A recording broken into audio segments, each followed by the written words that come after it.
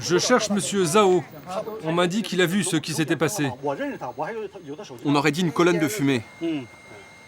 Et ça tournait. Oui, ça a tourné comme ça pendant au moins 3 minutes. D'après les membres de la société de recherche, l'OVNI se serait écrasé sur la berge.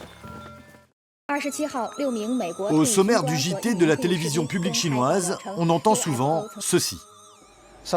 Un invité inattendu s'est, semble-t-il, rendu à Hangzhou.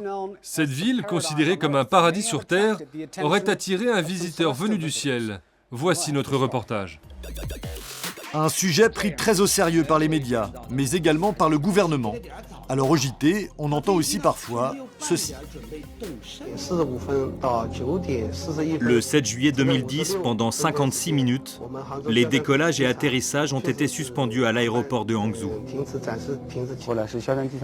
La police a confirmé qu'elle avait reçu des informations selon lesquelles des ovnis survolaient l'aéroport.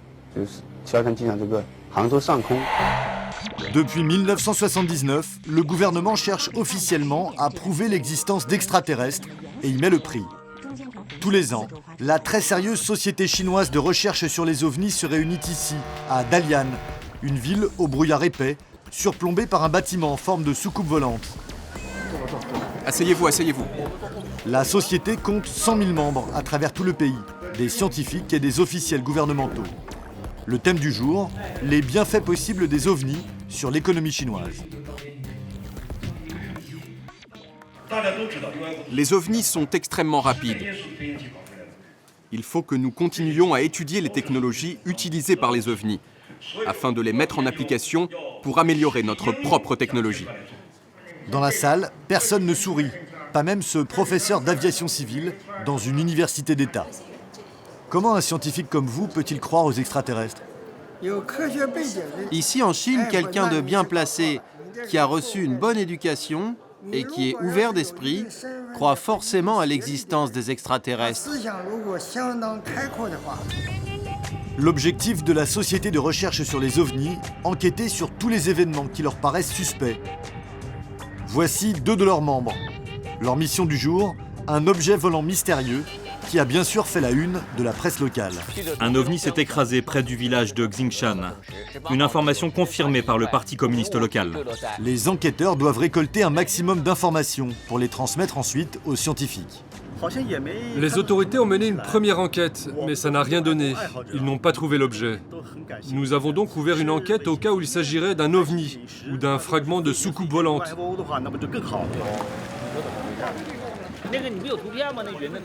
Je cherche Monsieur Zhao. On m'a dit qu'il a vu ce qui s'était passé. On aurait dit une colonne de fumée. Et ça tournait. Oui, ça a tourné comme ça pendant au moins 3 minutes. D'après les membres de la société de recherche, l'OVNI se serait écrasé sur la berge. C'est là. Allez, on mesure. La zone fait 15 mètres sur 20. Il va falloir creuser sur 300 mètres carrés. C'est trop grand, on reviendra avec du matériel. À ce jour, aucun homme n'a eu entre ses mains un objet conçu par les extraterrestres. J'ai entendu dire que les Américains en avaient trouvé, mais ils n'ont aucune preuve. Ce serait génial de pouvoir mettre la main dessus en premier.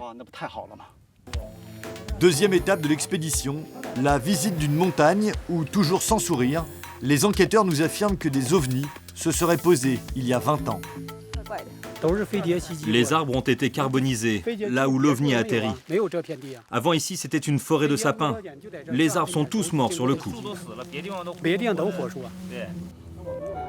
Chaque année, ils étudient l'évolution de la zone.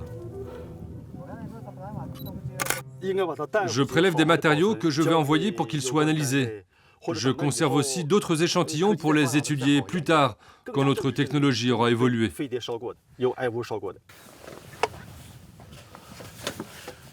La Chine a une très grande surface géographique, donc la probabilité qu'il se pose chez nous est grande. Et comme en plus nous sommes très nombreux, il y a plus de chances qu'il y ait des témoins. Et quand la Chine croit en quelque chose, elle investit. Nous sommes dans le sud du pays. La première ville est à 7 heures de route. Perdus au milieu des collines, nous nous dirigeons vers le chantier du futur plus grand observatoire au monde. Les étrangers n'ont pas le droit de pénétrer sur le site parce que les autorités ont peur que ce soit des espions. C'est top secret. Ce sont 2 anciens gardiens qui nous accompagnent. Nos demandes de tournage ont été refusées. Le voilà enfin. Son prix, 75 millions d'euros. Pourquoi un tel investissement? Pas seulement pour observer les étoiles. Ce sera le plus grand télescope du monde. Le télescope pourra contribuer à la recherche de civilisations extraterrestres, puisqu'il détectera les signaux sonores présents dans l'univers. 75 millions pour des extraterrestres, grosse pression pour les scientifiques chargés des recherches.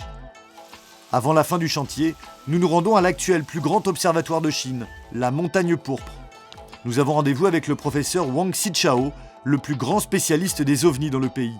42 ans de travail sur la question, et évidemment, aucun doute sur leur existence. Tenez, regardez ces photos. Celui-là, c'est un ovni en spirale qui a été observé le 25 septembre 2005. Monsieur Wang n'est pas dupe, les autorités attendent beaucoup de ces travaux. Le gouvernement chinois est tiraillé.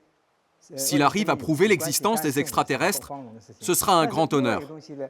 En revanche, si tout ça c'est une farce, ça risque de le déstabiliser.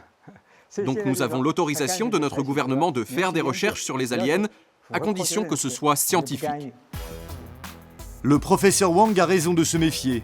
À plusieurs reprises, la presse a solennellement annoncé la découverte d'ovnis avant d'être contredite.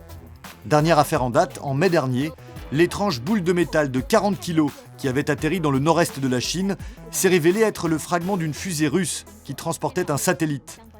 Pas suffisant évidemment pour arrêter le programme de recherche d'ovnis.